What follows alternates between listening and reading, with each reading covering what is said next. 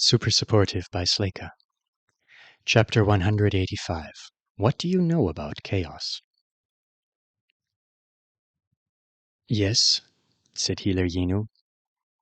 Pezeth, after a few moments of consideration, this is a good plan. She was speaking to them from Alden's tablet, which was propped on the floor table in the cottage. Alden had just carefully explained his ideal nightmare replacement to her. He resisted saying, "Told you so," to Stuart, who had suggested they make this call because he wasn't sure Yinu Pezeth would approve of the plan. Something, a realistic survival dream complete with demon fighting doesn't sound like any treatment I've ever had, Alden. Preparing thoroughly for this and thinking in this way may bring you as much help as the dream itself, Yinu Pezeth added, and I have some thoughts on how to make it more effective. Try to identify 4 possible scenarios of unexpected trouble that you might encounter in this dream and solve with your current strengths. Let's meet 6 nights from now. If you're not ready to adjust the dream at that time, we can speak of other matters. Do you agree with this? I do, Healer Yinu, said Alden. I'll be ready with the scenario for the dream by then. When you feel sure of them, then you will be ready, Yinu Pezeth said crisply. I will not argue with your surety, nor will I rush it. You may call me again at this hour when you have questions. They both thanked her, and Alden ended the call. So now will you help me figure out how to kill the big Thagunt demon? If it would help bring you comfort to know how to defend yourself, I would help you learn anyway, said Stuart, rubbing his rabbit's back near the base of her tail with one hand while he spoke. Of course, I was only worried because adding danger and hardship to your dream sounded very different than what I imagined you would be doing. You don't have to kill the demon to be safe from it, though. Escaping, hiding, and repelling may all be better options. Alden adjusted his seat on the floor cushion to get more comfortable. You think it doesn't need killing? Stuart moved his hands in a shrug, and the rabbit snapped at his sleeve to protest the end of her massage session.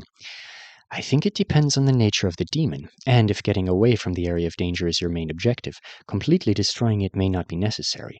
We'll know more after we have selected some characteristics for it. He interpreted Alden's slightly blank look correctly and added, It's unlikely someone saw the specific demon that was active near the laboratory and recorded its behavior. If you didn't see it either, we'll have to make educated guesses about what it was, and what it could have done. Alden remembered asking Kibby if she had any idea what it was or what it could do, and getting a lot of, I don't know, in reply. That's right, he muttered. Other things on Thagunt that changed wouldn't be as predictable as the bugs. Those are unusual, Stuart agreed. They almost all become demons. Very odd. And most of them have similar behavior once they do, but not every one of them. Master Rodin is quite obsessed with figuring out why they are the way they are, even though he's less famous for that than he is for... He seemed to have been warming to the topic only to trail off suddenly. What do you know about chaos? He asked. Not as much as I'd like to, but I don't want you to be in trouble for telling me something you shouldn't. Stuart took a while to reply, and when he did, there was regret in his voice. I do not understand the reasoning for why some matters are being kept discreet from humans. I haven't even identified all of the topics that are. In a few years, if I were a traditional student who hoped to have summoning rights for your species after graduation, I would study the subject at Leafsong so that I could properly manage the transfer of knowledge without risking the destabilization of your planet's contract. If telling me things destabilizes our contract, I don't want to know them, Alden said at once. How does telling secrets harm a contract, though, if that's not a secret, too? Stuart tilted his head. Did you not learn about the establishment of the Earth contract in school when you were younger? Is that something humans didn't teach you until you were adults? No, that can't be correct. It should be explained prior to your selection as an avowed. Of course I learned about it. Artonans and avowed traveling the world, speaking to all governments and people, showing them magic, and giving them things in exchange for their agreement. All of that. We even have a contract day celebration. But I still don't understand how you telling me certain specific facts could damage a contract. So you do understand that the contract between Earth and the Triplanets is perpetually being reaffirmed by both our peoples, and shall be for as long as it exists? Alden thought about it. I do know that. I didn't quite connect it to... That's not the only thing that makes it work, is it? Didn't the wizards back then enchant the planet itself and the universe, and more has to be involved than people agreeing that they accept the contract every time they receive healing treatments or other contract benefits, doesn't it? More is involved, Stewart said. But the most important part of it was the enchantment of your planet. We'd call it the enchantment. But if the most important part of it was the enchantment of your planet, we'd call it the enchantment. We call it the contract because it's a contract. Humans and Artonians have much in common, including concepts of some obligation to ancestral promise. But an ancestral promise isn't enough to provide contract stability if the people currently living under the contract reject its terms. A terrible foreboding knotted Alden's stomach. The Earth contract goes away if enough humans stop liking it? You don't have to like something to agree to it, Stewart pointed out. But it would be a problem if a large percentage of your species refused to agree to it. The Earth contract probably wouldn't go away, at first. The terms are such that the accumulated history of humans accepting human acceptance and the Artonian desire for the contract's continuation should outweigh the rejection of a generation of humans. But friction between our people would delay your contract's growth and weaken its response to stresses, which would necessitate more assistance on our part, which would increase the likelihood of future friction. He made a gesture with both hands like he was breaking a twig. At this point, it's best for the triplanet's relationship with Earth to be as strong as possible. Thus, some truths become matters of proper discretion. The wide release of that kind of information is supposed to be managed in whatever way works best for humans. You mean in whatever way makes us the happiest? Stewart pet his rabbit some more and slowly purpled. Alden wondered if he was thinking about lying, but he just swallowed, met Alden's eyes, and said, I mean in whatever way makes your species as a whole least likely to resist the continuation of the contract. The factors taken into consideration are unique to every resource world, so the management of each one is slightly different. Pragmatism is balanced by our morals and our abilities. But encouraging other species to follow our lead and be satisfied with our dominant position isn't always the same as ensuring their maximum happiness. I'm not naive to that, so I don't think I should avoid admitting it to you. He looked like someone who thought he just plunged into dangerous waters. You're worrying too much, Alden said dryly. I have never thought that the triplanetary government's goal was maximum human happiness. I'm sorry if that question made it sound like I did. I don't even think humanity's goal has ever been maximum human happiness on a global level. Stewart inhaled. I see, and you have already told me that your feeling about being in Avowed are complicated, so I suppose I don't need to mention that the various ways wizards call upon Avowed are not always for the greater... He was obviously struggling with what to say, but since Alden didn't know where Stewart was ultimately going with this, he didn't know how to help. I was right. The power dynamic is always going to be a gnarly problem to work around. Embarrassing for Stewart to run into, rankling for Alden. Finally, after fumbling a bit more, Stewart said, I will move the conversation down its path a little too forcefully. You're only asking about one demon on Thagant, so telling you everything about chaos today is unnecessary, isn't it? And we will have many more conversations about such matters in the future, I am sure. So that's what he was hoping to tell me, Alden thought. Just literally everything about chaos. Apparently that's not proper discretion even by his loose, under-trained standards. Maybe he couldn't work it out with his nightly oaths. Stewart was looking at Alden hard again, and Alden honestly couldn't tell what that face meant. He decided to assume it was some version of, please don't be mad at me. If I can kill the demon, or run from it or hide from it, that's all I care about, he said, for now. Stewart's unreadable expression shifted to recognizable relief. Yes, good. Can we start by assuming it might have been a Bokobov that was turned back by the chaos? There are a few small herds there, and I did hear one of Aunt Alice's spouses saying something about how snuck off to eat a demon that was probably a Bokobov. Yeah, he ate one? That's what I heard. How do you put a demon in your mouth? It died almost as soon as he got his tongue around it, and he was mad about it. Stewart looked like he was talking about the weather suddenly. He should probably have used his skills on it instead, but you can't really be annoyed with Grivex for taking unnecessary risks, can you? Now, normal Bokobovs are herd creatures with shy personalities and excellent senses of smell. I think a Bokobov that became a demon rather than dying in the corrupted environment would be slightly more likely to be the herd mother instead of a regular...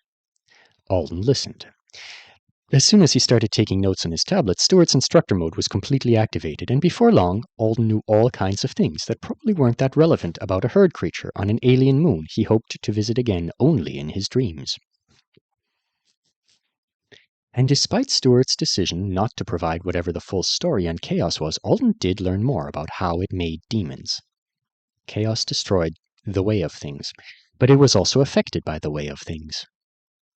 He was sure the comparison would be deemed not quite right by his teacher if he said it aloud, since the last 6 comparisons he tried to make had made Stuart turn up his nose, but he was currently imagining chaos as a substance that, in corrupted areas, could flow through the universe's veins like a potion of randomness.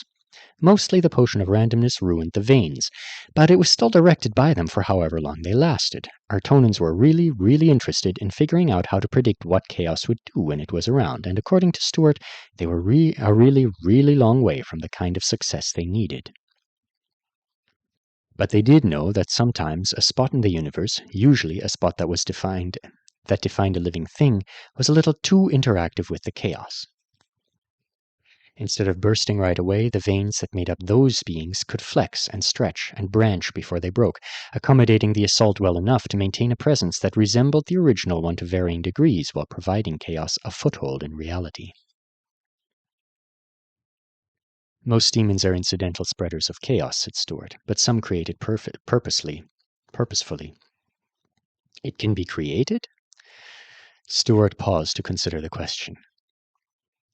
That is a matter of study. Some perverse ones have said they are truly creating chaos, but others have referred to it as summoning.